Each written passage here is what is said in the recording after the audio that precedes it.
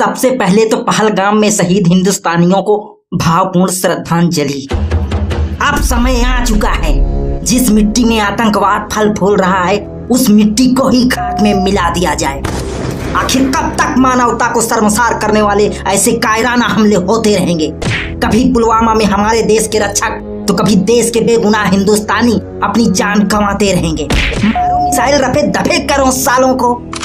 अरे हम तो कहते हैं सरकार हम 140 करोड़ लोगों को ही 24 घंटे की छूट दे दे, नक्शे से नाम मिटा देंगे पाकिस्तान का। इनकी ऐसी की तैसी फाड़ डालेंगे एक एक पाकिस्तानी को लंका लगा देंगे सालों की। शांत रहो। आखिर कब तक शांत रहे भैया? ये हरामी साले कब तक हमें जख्म पे जख्म देते रहेंगे? वैसे तो हम भारतीयों से अगर कोई हाथ मिलाता है तो हम गले लगाते हैं, विश्व शांति की कामना करते हैं, लेकिन अगर कोई आंख दिखाएगा उंगली करेगा बार बार तो मसल के गर्दा काटेंगे।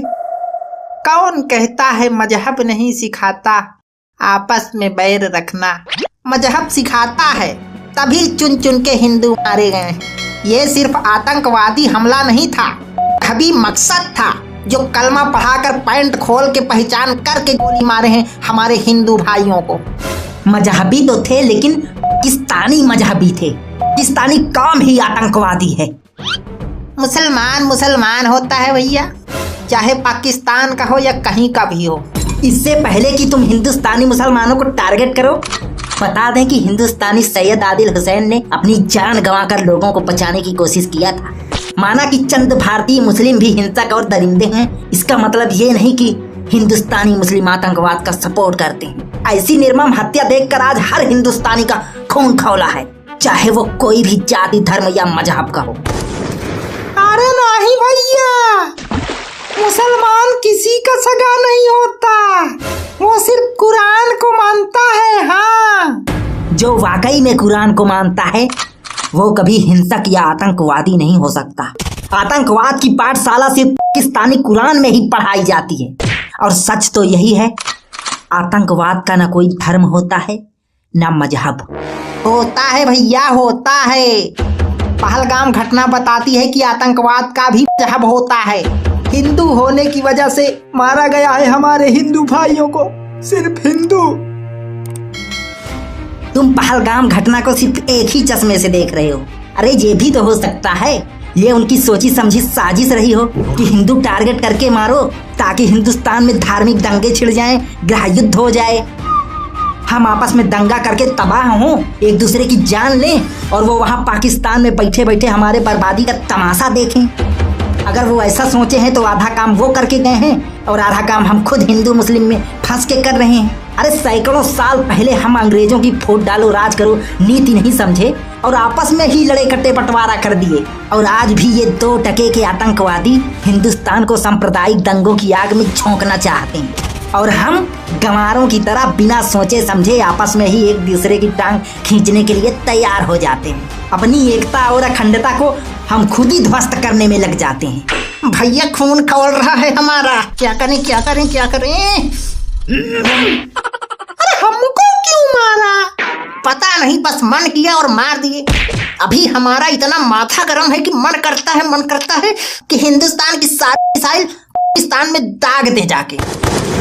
हाँ, आप सही बोले हो। पाकिस्तान में दागो फोड़ो जितना दाग ना फोड़ना है। हिंदुस्तानियों के बारे में अंडरस्टैंड ना बोलना। हिंदुस्तानी सिर्फ हिंदुस्तानी है। हिंदुस्तान में बसने वाला हर एक इंसान, वो चाहे किसी भी धर्म जाति मजहब का हो, वो सिर्फ एक हिंदुस्तानी है, क्योंकि इस आज के हिंदुस्तान की नींव हर धर्म हर जाति हर मजहब के लोगों ने रखी है। अरे धार्मिक सहिष्णुता और विभिन्न कल्चर ही तो हमारे देश की खूबसूरती है। हाँ भैया, आप सही कह रहे हैं। अरे वो हम न्यूज में देखे थे, मीडिया वाले कह रहे थे मुसलमान ये मुसलमान वो, तो हम भी भड़क गए थे थोड़ा। मीडिया और कुछ पॉलिटिशियन तो मानवता को शर्मसार करने वाली इस नरसंहार घटना को भी सियासी अवसर मान रहे हैं। मीडिया ये सवाल कतई नहीं करेगी कि आखिर जहां हजारों की संख्या में पर्यटक थे, वो भी कश्मीर में, वहाँ एक भी सुरक्षा कर्मी क्यों नहीं था? वहाँ बंदूकें आई कैसे? वो आतंकवादी वहाँ पहुँचे कैसे? ये सब सवाल मीडिया नहीं पूछेगी सरकार से। मीडिया तो उल्टा नफरत फैलाने में लगा है। अरे काहे आप लोग इतना हल्ला कर रहे हो? चिंता ना करो, मोदी जी सब देख लेंगे। उनके देखने से पहले पता नहीं हिंदुस्तान क्या क्या देखेगा। आखिर सरकार इस नापाक पाकिस्तान का परमानेंट इलाज क्यों नहीं करती? इलाज की तैयारी शुरू हो चुकी है। अरे वो मोदी है, मोदी चुन चुन के बदला लेंगे। सिंधु नदी का पानी जो है रोक दिए हैं। अब पाकिस्तानी बूंद बूंद पानी का मोहताज होंगे। आगे आगे देखते जाओ होता है क्या। पानी की कमी से न फसल उगेगी ना ही बिजली आपूर्ति होगी। पूरा पाकिस्तान अंधेर नगरी चौपट राजा वाला कहानी जैसा हो जाएगा, एकदम वीरान खंडहार। चाचा रोक दिए हैं कि रोक देंगे? ऐलान हो चुका है तो रुक भी जाएगा। सब कुछ रुक गया है पाकिस्तान से। एम्बेसी भी पाकिस्तान की उखाड़ के फेंक दी गई है। यहाँ तक कि क्रिकेट भी अब पाकिस्तान से नहीं होगा। अभी तक जो वर्ल्ड कप का मजा लेते थे ना, अब बिना पाकिस्तान के वर्ल्ड कप देखना। पाकिस्तान के साथ मैच हो जाता था कभी कभी तो औकात तो उनकी दिखाई देते थे, लेकिन अब जब पाकिस्तान में पानी ही नहीं होगा तो क्रिकेट कहाँ से होगा। होना भी नहीं चाहिए पाकिस्तान से मैच, बिल्कुल नहीं होना चाहिए। नहीं होगा भाई, नहीं होगा, कुछ नहीं होगा।